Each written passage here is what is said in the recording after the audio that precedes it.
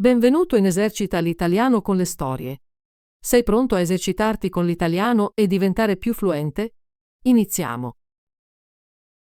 C'era una volta un re che aveva una grande foresta accanto al suo palazzo, piena di ogni genere di animali selvatici. Un giorno inviò un cacciatore a cercare un capriolo, ma il cacciatore non tornò. Forse gli è successo qualcosa di brutto, disse il re.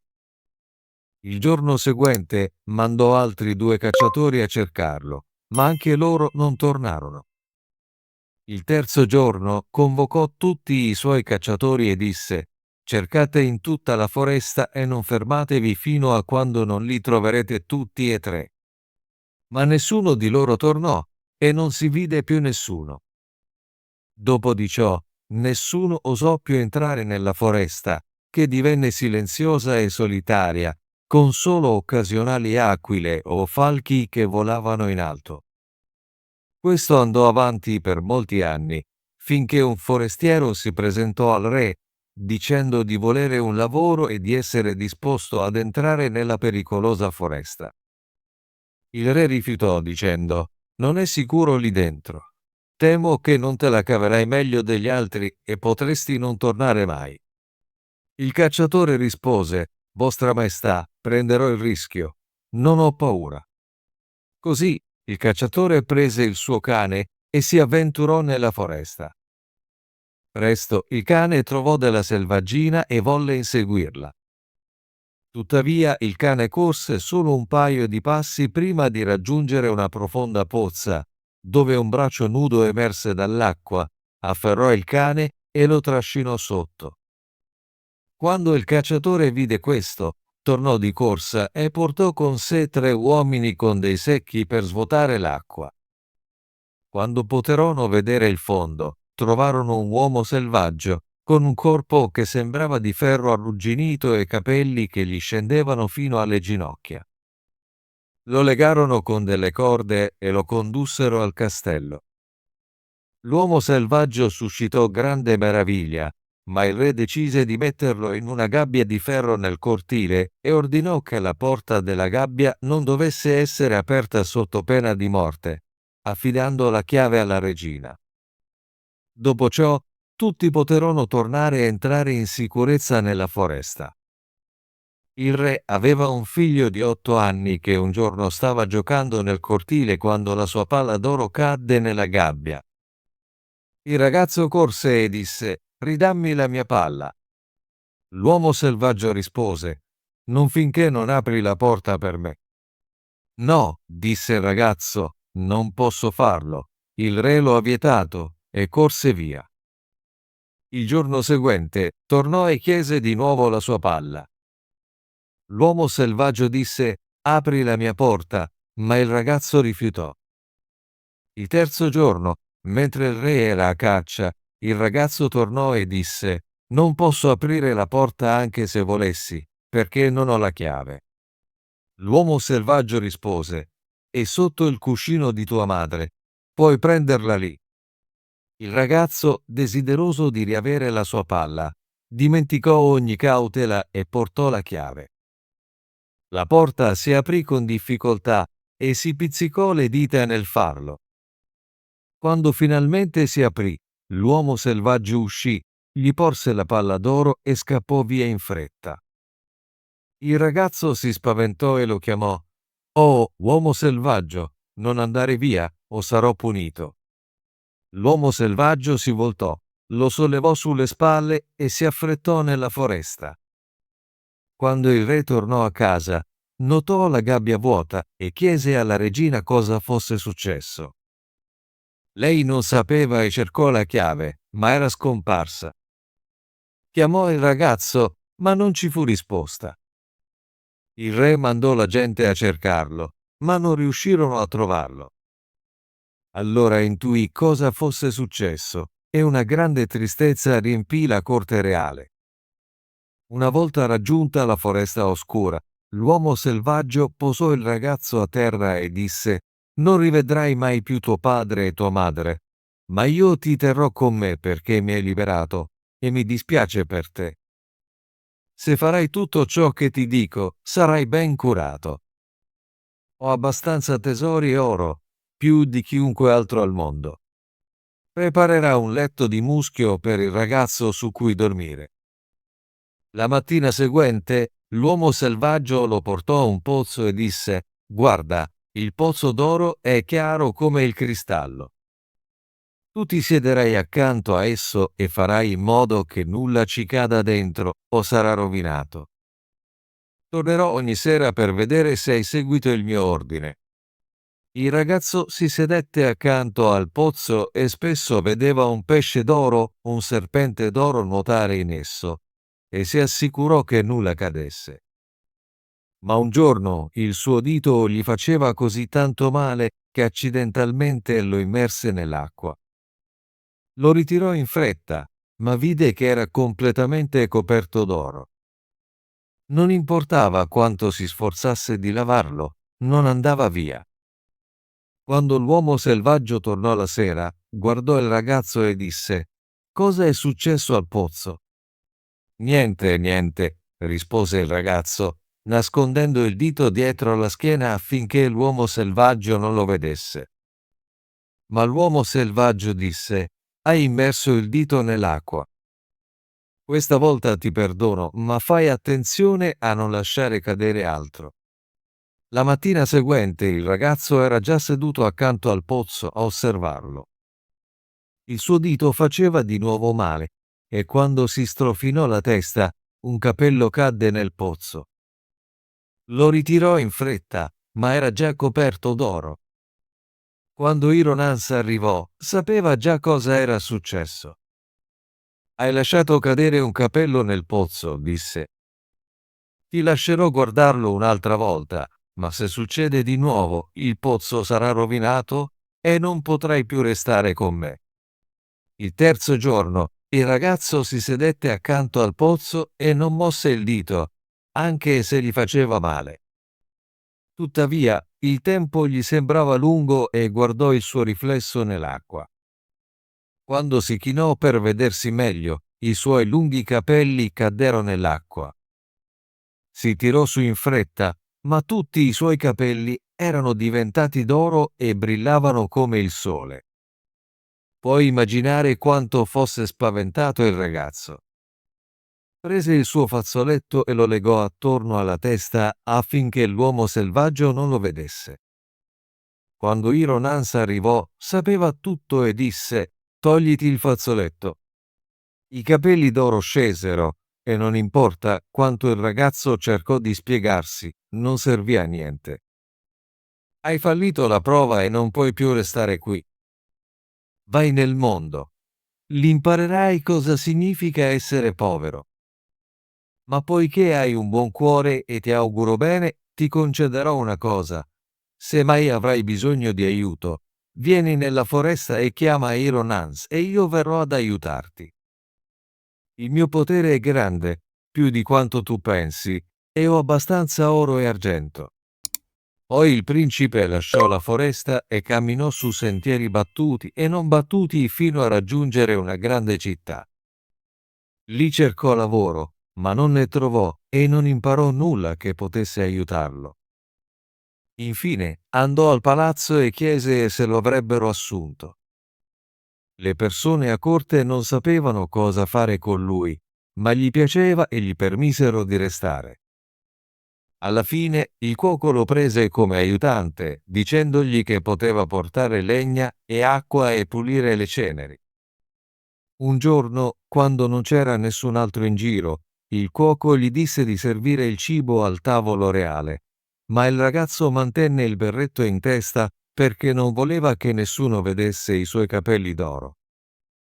Il re lo notò e disse: Devi toglierti il cappello quando ti presenti al tavolo reale. Il ragazzo rispose: Oh, signore, non posso, ho un dolore alla testa. Il re chiamò il cuoco e lo sgridò, chiedendogli perché avesse preso un ragazzo simile al suo servizio. Ordinò al cuoco di mandarlo via.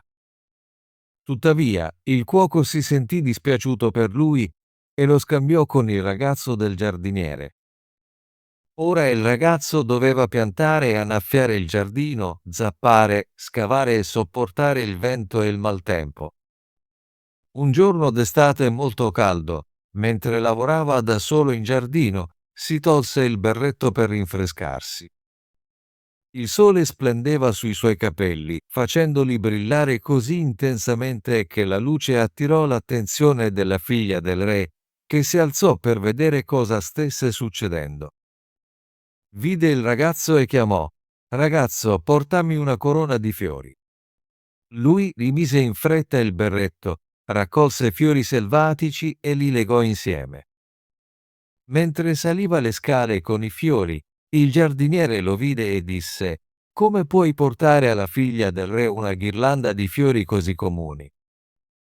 Vai subito a trovarne alcuni più belli e rari». «Oh no», rispose il ragazzo, «quelli selvatici profumano meglio e le piaceranno di più». Quando entrò nella stanza, la figlia del re disse: «Togliti il berretto, non è giusto tenerlo in presenza mia». «Ancora una volta», disse, «non posso, ho un dolore alla testa». Lei allungò la mano per il suo berretto e lo tolse, e i suoi capelli d'oro scesero sulle spalle, brillando magnificamente. Voleva scappare, ma lei lo afferrò per il braccio e gli diede un pugno di monete. Lui partì, ma non si curò dell'oro.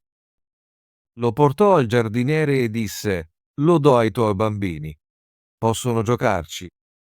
Il giorno dopo, la figlia del re lo chiamò di nuovo, chiedendo un altro coroncina di fiori. Lui andò dentro con essa, ma lei provò nuovamente a prendere il suo berretto. Lui si aggrappò a esso con forza. Lei gli diede un altro pugno di monete, ma lui si rifiutò di tenerle e le diede al giardiniere per i suoi bambini. Il terzo giorno successe la stessa cosa. Non riuscì a farle togliere il berretto e lui non accettò i suoi soldi. Poco dopo scoppiò la guerra nel regno. Il re radunò i suoi uomini, ma non sapeva se sarebbe riuscito a combattere contro il nemico, che aveva un esercito più grande e più forte.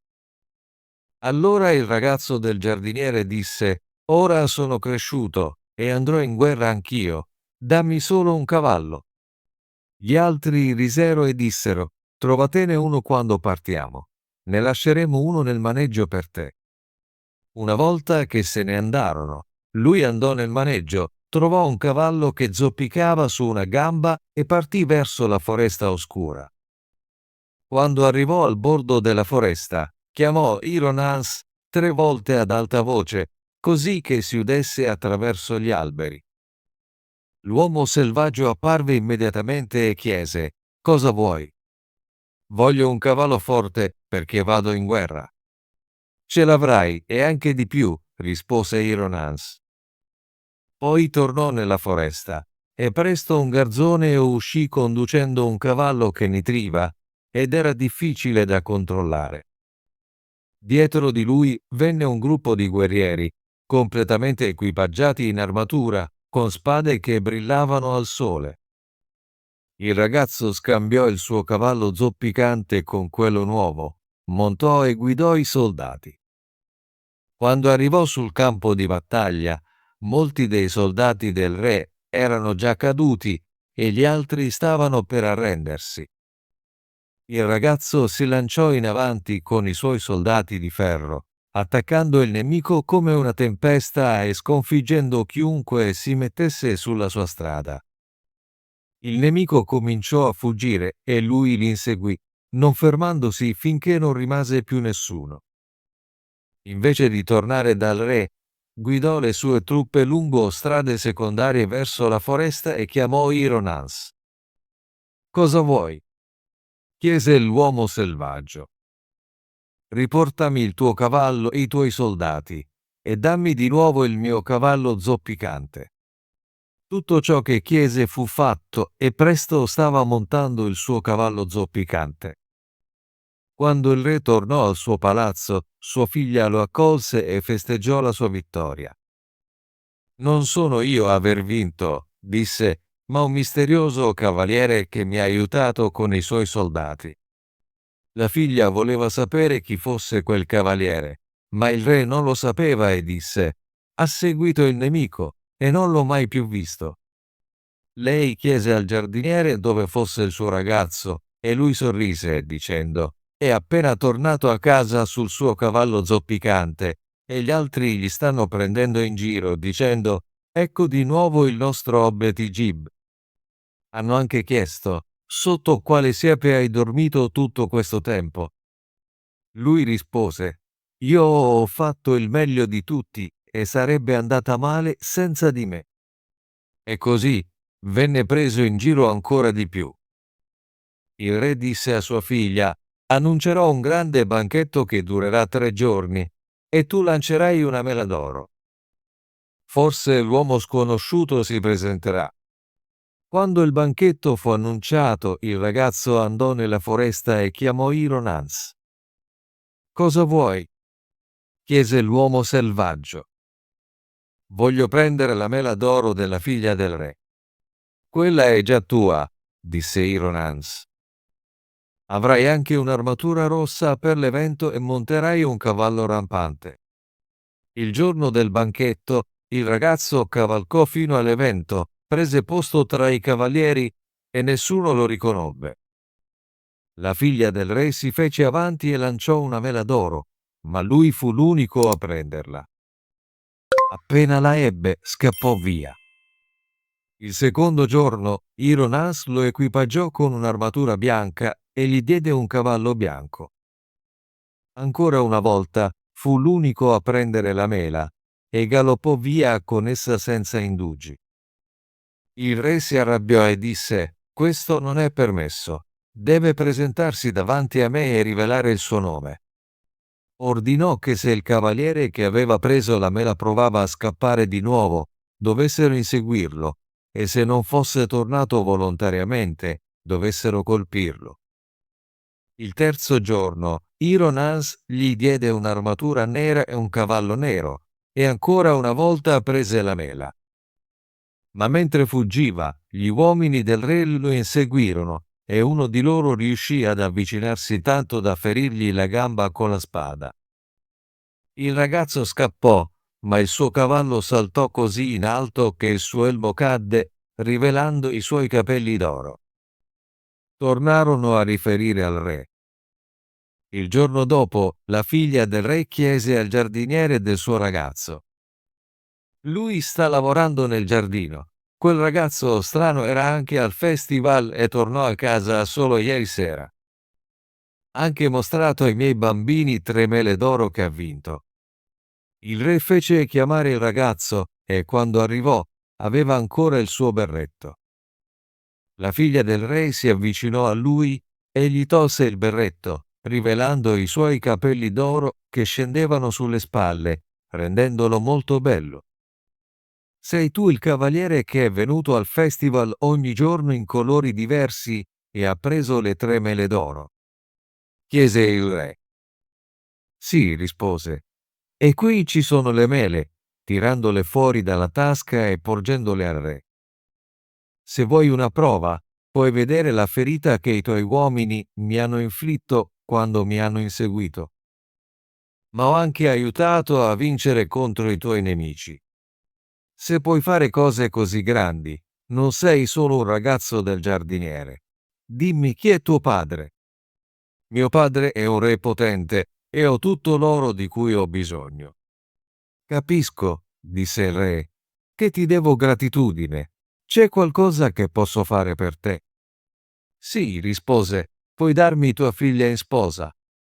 La principessa rise e disse: «Non si fa così», ma potevo dirlo dai suoi capelli d'oro che non era un ragazzo del giardiniere, e poi andò a baciarlo.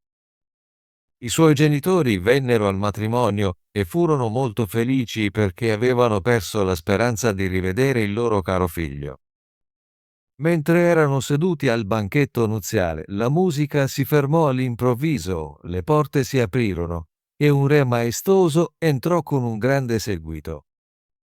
Si avvicinò al ragazzo, lo abbracciò e disse: «Io sono Ironans. E sono stato maledetto a essere un uomo selvaggio, ma tu mi hai liberato. Tutti i tesori che possiedo saranno tuoi. Ottimo lavoro! Vuoi esercitarti con l'italiano e diventare più fluente? Iscriviti e attiva la campanella delle notifiche per non perdere nessuna delle nostre storie gratuite in italiano. Ci vediamo nel prossimo video.